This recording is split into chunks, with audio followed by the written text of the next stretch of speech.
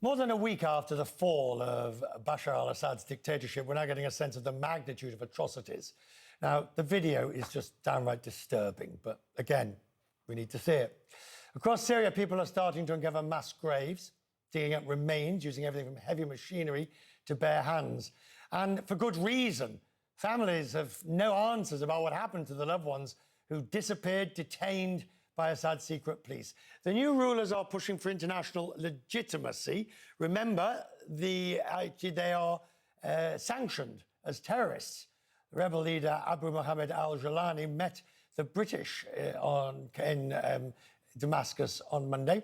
He's hoping to convince them the group no longer deserves to be labelled terrorists. The former jihadist has been meeting foreign dignitaries since the ousting.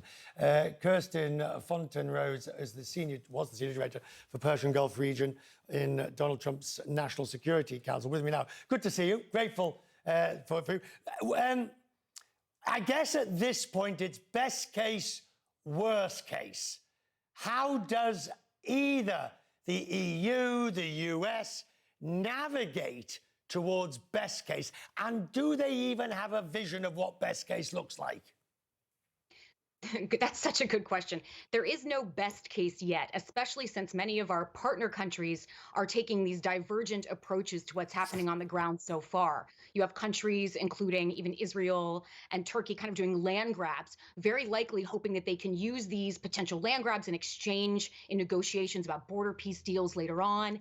And then you have some European countries rushing in kind of this very hopeful attempt at removing designations, removing sanctions, and the U.S. sitting back, a lame duck president, an incoming president who's making ultimatums, and the world trying to navigate this. So if you're the Syrians on the ground, it's really confusing. And we see one vision coming out of statements that countries are making about what they expect from HTS and partners in a new Syrian government, but we're not seeing one approach by the international community towards Syria at this point. Right, but I guess, you know, when I heard that interview from HTS before they had succeeded, I understand that a sort of a bicameral Whistletonian democratic parliament is highly unlikely. But at the same time, the West doesn't want Iraq or worse, Afghanistan and Taliban.